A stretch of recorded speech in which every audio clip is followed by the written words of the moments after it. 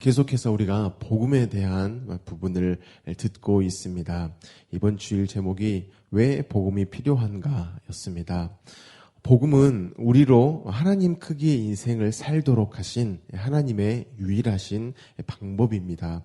그렇기 때문에 이 복음은 우리의 인생의 전체, 평생에 해당하는 것입니다. 그리고 누구에게나 반드시 필요한 하나님의 은혜라는 것입니다. 하지만 많은 사람들이 이러한 복음을 외면합니다. 그래서 하나님을 없다라고 이야기하죠.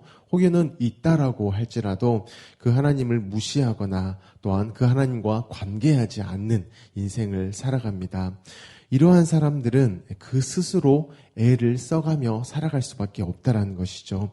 그들이 믿는 것은 오직 내 노력입니다. 그들이 또한 의지하는 것은 내가 흘렸던 땀입니다. 그런데 이처럼 복음을 없이 하는 자, 또한 하나님을 없이 하는 자, 이런 자들의 공통점이 있습니다. 바로 죄인에 대해서 너그럽지 않다라는 것이죠. 그래서 매체를 통해서 어떠한 이런 범죄자들에 대한 이야기를 듣습니다. 그러면 인상을 쓰면서 욕을 퍼붓습니다. 그리고 이렇게 이야기를 하죠. 어떻게 사람의 탈을 쓰고 저런 끔찍한 일을 할 수 있냐, 이렇게 이야기합니다. 그런데 여기까지만 이야기를 하는 것이 아니고요, 반드시 한마디를 더 합니다. 이렇게 이야기합니다. 나는 절대 저렇지는 않는다. 아무리 상황이 그래도 나는 절대 안 그런다. 이렇게 호언장담합니다. 그런데 이러한 말은 내가 이제 괜찮은 사람이다, 나는 저 정도는 아니다 라는 것을 지금 누군가에게 이렇게 이야기를 하는 것인데요. 그게 아닙니다. 오히려 나도 그러한 뉴스에 나온 사람과 별반 다르지 않다라는 것을 드러내버리는 말, 그것이 바로 나는 절대 안 그래, 어떤 상황이 와도 나는 저 정도는 아니야, 이 말이 그런 의미입니다. 시편 14편 1절입니다. 어리석은 자는 그의 마음에 이르기를 하나님이 없다 하는도다. 그들은 부패하고 그 행실이 가증하니 선을 행하는 자가 없도다. 여호와께서 하늘에서 인생을 굽어 살피사 지각이 있어 하나님을 찾는 자가 있는가 보려 하신즉 다 치우쳐 함께 더러운 자가 되고 선을 행하는 자가 없으니 하나도 없도다라고 말씀합니다. 누가 더 잘나고 또 누가 더 못나고 하는 게 아닙니다. 모두가 선을 행할 능력이 전혀 없다는 것입니다. 뉴스에 나오는 그 사람이나 또한 그 사람을 보며 손가락질하고 있는 내가 바로 다를 바가 전혀 없다라는 것입니다. 그렇기 때문에 누군가를 정죄하는 그 사람은 곧 자기 스스로 나는 복음이 필요합니다 라는 말을 하고 있는 것입니다. 내가 이 정도로 지금 심각합니다. 나는 저 사람과 별반 다를 게 없는 죄인입니다. 그렇기 때문에 내게는 복음이 필요합니다 라고 이해하면 된다는 것이죠. 그러므로 사랑하는 성도 여러분, 혹여 내가 누군가를 정죄하고 있다라면 역시 나는 복음만 필요하구나, 복음이 아니면 안 되는구나, 이것이 깨달아지는 은혜가 있으시기를 바랍니다. 복음은 이렇게 평생 우리에게 필요하다라는 것입니다. 예수 믿으면 이제 모든 게 끝난 게 아닙니다. 예수 믿었다면 이제 시작이 되어진 것이죠. 여전히 예수 믿고도 죄로 인하여서 분명히 괴로워합니다. 하지만 예수를 믿은 자에게 있는 죄, 예수 믿고 나서 짓게 되어지는 그 죄는 우리로 사망으로 결론내는 것이 아닙니다. 왜냐하면 예수님께서는 그 사망으로 끝나신 게 아니고요, 그 사망을 꾸짖고 또한 부활하신 분이시기 때문에 우리에게 있어서도 이제 예수 믿고 난 후에 죄는 사망이 결론이 아니고요, 언제나 우리의 결론은 예수님이라는 것이죠. 예수 믿고 난 후에 짓는 죄는 우리를 망하게 하는 것이 아니라 오히려 그 복음이신 예수님을 더욱더 갈급하게 해버리는, 더욱더 예수님을 목말라 버리게 하는 일을 한다라는 것입니다. 또한 더 나아가서 혹시 누군가가 다른 사람을 정죄하고 있고 비난하고 있을 때에 그 정죄하는 사람입니다. 지금 뉴스를 보면서 이렇게 손가락질하고 있는 사람이 내 어떤 주변인이에요. 그런데 그 사람이 불쌍히 여겨진다라면 죄 짓는 그 사람 아니고요. 정죄하고 있는 그 사람이 불쌍하게 여겨진다라면 지금 하나님이 일하고 계시는구나라고 생각을 하시면서 기대하셨으면 좋겠습니다. 왜냐하면 이렇게 어떤 뉴스를 보면서 모두가 손가락질을 하고 있어요. 정죄를 하고 있어요. 그런데 그 정죄하는 분위기에서 정죄하지 않을 수 있는 그 힘이 우리의 힘이 아니기 때문입니다. 죄인된 우리는요, 정죄하는 것에 대해서 더했으면 더했지 예수님처럼 품는 일을 하지 않는다는 것이죠. 그런데 그 누군가가 내 눈에 들어왔습니다. 내 마음에 계속해서 쓰여요. 그것은 내 안에 계신 하나님께서 일하고 계시기 때문입니다. 정죄하는 그 사람이 내 눈에 밟힙니다. 내 마음을 아리게 합니다. 그게 바로 예수님의 마음이라는 것이죠. 하나님께서 지금 그 사람을 만나주시려고 일을 하고 계신다라는 것입니다. 이러한 일을 성경에서 많이 기록하고 있는데 사도행전 2장을 통해서 살펴보기를 원합니다. 사도행전 2장을 보시면 마가의 다락방에 모인 사람들이 성령의 충만함을 받고 이렇게 기도합니다. 기도할 때 성령의 충만함이 임하니 이들이 다른 언어로 말하기를 시작합니다. 근데 당시에 그곳에 수많은 나라 사람들이 다 모여 있습니다. 그런데 그곳에서 자기 나라의 언어를 듣게 되어지죠. 수많은 나라에서 사람들이 모여 있는데 다락방 가운데에서 자기 나라의 언어를 듣게 되어집니다. 깜짝 놀라합니다. 왜냐하면 그곳에 모여서 기도하고 있던 사람들은 그 각각의 나라에 가본 적도 없는 갈릴리 사람들이었기 때문입니다. 그래서 이 부분에 대해서 사람들이 굉장히 놀라해요. 그곳에 모였던 마가 다락방에서 기도했던 자들이 하나님에 대해서 또 예수님이 하신 일에 대해서 그것들을 이야기할 때에 자기 언어로 들리니까 굉장히 놀라했다라는 것이죠. 그래서 이 일에 대해서 이제 베드로가 복음을 전하게 되어집니다. 그래서 쭉 구약 이야기를 하고 또 예수님에 대해서 이야기를 하고 결국 그 예수님을 바로 이스라엘 백성들이 죽이게 된 이야기를 36절까지 이야기합니다. 이 일에 대해서 사람들이 복음을 듣고 37절에 이렇게 이야기합니다. 그들이 이 말을 듣고 마음에 찔려 베드로와 다른 사도들에게 물어 이르되 형제들아 우리가 어찌할꼬 하거늘 이라고 이야기합니다. 이 장면 가운데에서 베드로의 이런 모습들을 저와 여러분이 좀 봤으면 좋겠습니다. 베드로가 성령으로 충만하게 되어졌습니다. 이때에 예수님처럼 그들을 대하는 것을 볼 수 있습니다. 베드로 안에 주인 되신 예수님이 그 안에 또 일을 하시는 거죠.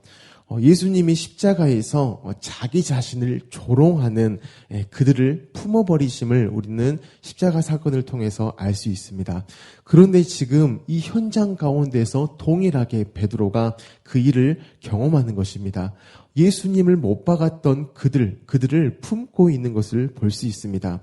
그래서 베드로는 그들에게 이야기할 때에 어떻게 예수님을 그렇게 죽였냐? 너 이거 어떻게 그럴 수 있냐? 정죄하고 비난을 하는 것이 아닙니다. 오히려 그러한 죄인들을 위해 곧 정죄와 비난으로 자신의 죄를 감추기에 급급한 자들을 당신들에게 필요한 분이 바로 예수님입니다. 당신들이 죽였던 그가 바로 하나님이 주로 세우신 분이십니다. 라고 이야기를 한 것이죠. 이러한 베드로의 모습, 이 일은요, 예수님만 하실 수 있는 일입니다. 결코 베드로가 잘나서가 아니죠. 하나님의 방법이 이렇다라는 것입니다. 복음이신 예수님의 방법은 여전히 동일합니다. 그렇기 때문에 사도행전 1장 8절, 이것은 우리가 너무나 잘 알고 있죠. 오직 성령이 너희에게 임하시면 너희가 권능을 받고 땅끝까지 이르러 내 증인이 되리라 하시니라라고 말씀이 시작되어지고 난 후 이러한 놀라운 일들이 이루어지는데요.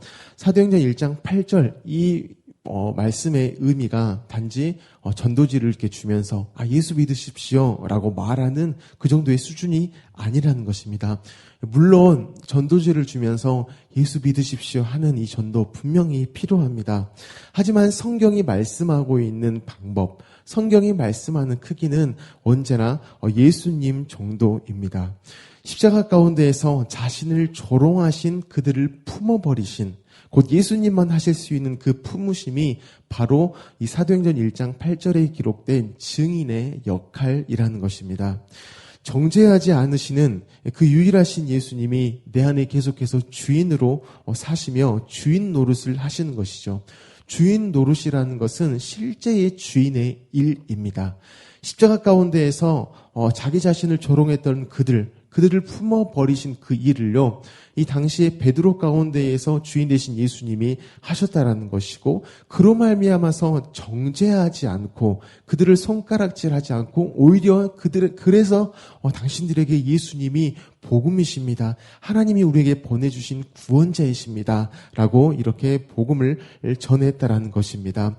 사랑하는 성도 여러분, 이 일은요, 예수님의 방법의 이 일은 그때에도 유일한 하나님의 방법이고, 사도행전 2장 가운데에 복음이 증거되어질 때에도 유일한 방법이고요. 지금 오늘 우리가 살아갈 하루 가운데에서도 유일한 방법입니다. 그래서 사도행전 1장 8절에 증인이 되리라. 그래서 시작이 무엇이냐면요, 오직 성령이 너에게 임하시면입니다. 곧 하나님의 일하심, 성령으로 예수 그리스도께서 우리 가운데에 주인 되셨을 때에 이 일들이 반드시 나타난다는 것입니다.